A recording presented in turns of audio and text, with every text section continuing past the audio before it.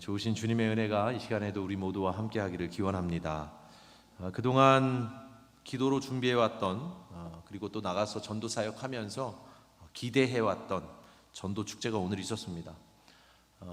실제로 또 많은 분들이 함께 오셔서 예배를 드렸는데요. 개인적으로 이번 전도 축제를 준비하면서 여러 면에서 마음의 깊은 감동을 느낄 수 있었습니다.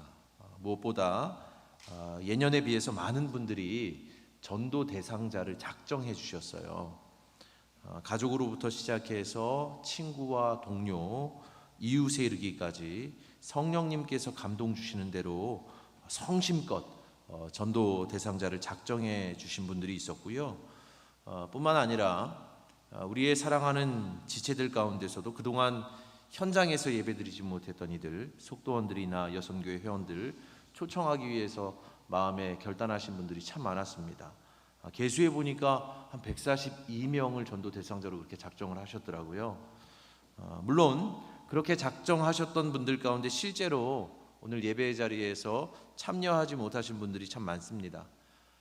그럼에도 불구하고 제가 참으로 감사한 마음이 드는 것은 겉으로 드러나는 어떤 무엇 때문이 아니라, 그러니까 이를테면 오늘 전도 축제에 몇 명이 왔냐 뭐 이런 수치나 숫자가 아니라 가장 중요한 한 가지, 누군가를 마음에 품었다는 바로 그 사실 때문에 감사하게 되더라고요. 여러분, 우리가 마음에 누군가를 품는다는 것은 무엇을 의미합니까? 그것은요, 포기하지 않는다는 사실을 의미합니다. 포기하지 않았기 때문에 여전히 그 사람을 내 마음에 품고 주께로 인도하기 위해서 기도하는 것이죠.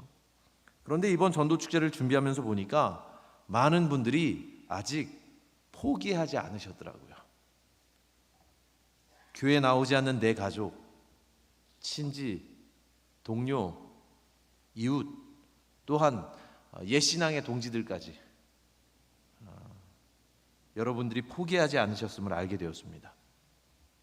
전도 대상자 작정 카드를 보면서 한 사람 한 사람을 기도하는 마음으로 정리를 하면서 보니까 퍼뜩 그 사실을 깨닫게 된 거예요. 우리 교회는 아직 포기하지 않으신 분들이 많구나. 여전히 그 사람을 마음에 품고 있구나. 하나님께로 인도하기 위해서 기도하고 있구나. 작정했구나. 그게 제 마음에 큰 감동이 되었던 것이죠. 그래서 여러분, 저는 믿습니다. 포기하지 않으면 반드시 희망이 있습니다. 반드시 희망이 있다는 사실. 얼마 전에도 여러분 아시안 게임을 보시면서 우리가 다 같이 환호했습니다만, 또 지난해 카타르 월드컵 그 예선전 마지막 경기를 우리가 잊을 수 없지 않습니까? 포르투갈과의 마지막 시합을 기억하시죠? 그 극적인 역전골을 넣기까지 선수들은 포기하지 않는 거예요. 그렇잖아요. 정규 시간이 다 끝났어요. 마지막 심판의 추가 시간이 얼마 남지 않았어요. 심판은 시계를 봅니다. 하지만 그때에도 포기하지 않는 거예요. 여전히 희망이 있다는 사실을 믿고 있었던 거죠. 그리고 기어이 그 믿음을 가지고 역전골을 만들어냈고 극적으로 16강에 진출한 거 아니겠어요? 여러분, 저는 그것이 그저 스포츠의 세계에서만 일어나는 일이 아니라 붓 영혼을 구원하는 일에 있어서도 똑같이 일어나는 영적인 사건임을 믿습니다. 포기하지 않으면, 누군가를 포기하지 않으면 여전히 희망이 있습니다. 지금 믿음의 길에 들어서 있지 않지만, 지금은 비록 신앙에서 파선한 것처럼 보이지만 그 사람을 끝내 포기하지 않고 한사코 우리의 마음에 품는다면, 그러면 희망은 있는 거예요. 포기했을 때는 희망이 없지만 포기하지 않는다면, 품고 있다면, 기도하고 있다면, 그러면 희망은 있는 겁니다. 구원의 여망이 있는 거예요. 그래서 여러분, 내가 전도하겠다 작정한 그 사람이 있으시다면 그 사람을 위해서 계속, 앞으로도 계속 중보하시기 바랍니다. 중보자가 되어서 그를 위해 계속 기도하시고 또 기회가 되는 대로 신앙생활을 권면하세요. 그와 같이 우리가 먼저 포기하지만 않는다면 당신의 사랑하는 자녀들을 포기하는 법이 없으신 하나님께서 우리가 상상치도 못한 방법으로 길 잃은 영혼들을 변화시켜 주실 것입니다. 여러분, 오늘 우리가 함께 읽은 본문 말씀에서요, 사도 바울이 고린도 교인들을 향해 전하는 메시지 또한 저는 같은 맥락에서 이해하고 있는데요, 6절과 7절에서 바울이 이렇게 전하죠. 나는 심었고 아볼로는 물을 주었으되 오직 하나님께서 자라나게 하셨나니 그런즉 심는 이나 물 주는 이는 아무것도 아니로되 오직 자라게 하시는 이는 하나님뿐이니라. 여러분, 무슨 얘기입니까?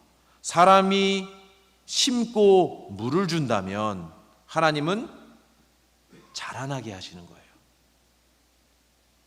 그 하나님의 일이야말로 가장 중요하다는 겁니다. 그러니까 우리에게 있어서 중요한 일은 그저 심고 물 주는 거예요. 사실은 그것이 부담 없는 일입니다. 왜냐하면 바울의 표현처럼 가장 중요한 그 일은 누구께서 하시는 거예요? 하나님께서 자라나게 하심으로 그 일을 감당하시니까 우리는 그저 심고 물 주면 된다는 겁니다. 길 잃은 영혼을 마음에 품고 마음에 심고 그를 위해서 기도하며 권면하는 것, 딱 거기까지가 우리의 일이라는 거예요.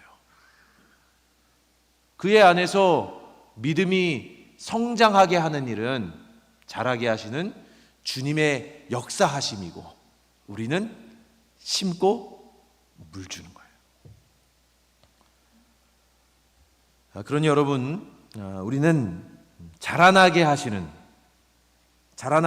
주님을 신뢰하면서 우리는 그저 우리의 일을 잘 감당하면 됩니다. 앞서 말한 대로 포기하지 않는 마음으로 누군가를 품는다면, 그렇게 우리 마음에 심고 그를 위해 물을 주면 주께서 반드시 그를 책임져 주실 것입니다. 주께서 그를 자라나게 하실 거예요. 믿음 안에서 말입니다. 여러분, 이러한 사실을 꼭 믿으시고요, 우리 모두가 오늘 이 시간에 다시 한번 결단했으면 좋겠습니다. 나의 사랑하는 이들 가운데 신앙의 그 길에서 이탈한 누군가가 있다면 여러분, 다시 한번 마음에 심으세요. 마음에 품으십시오. 그리고 앞으로 그를 위해 기도와 권면으로 물을 주기로 작정하는 거예요. 오늘 전도 축제가 끝났지만요, 아니요, 오늘부터 다시 시작입니다. 오늘부터 우리는 다시 시작하는 겁니다. 그 누군가를 마음에 품고 그를 위해 물을 주는 거죠. 우리가 그와 같이 작정하고 그와 같이 행동할 때 한 영혼 한 영혼을 주님 품에서 자라나게 하시고 낮과 밤으로 그를 길러내 주시는 주님의 역사가 반드시 우리 가운데 있을 줄로 믿습니다.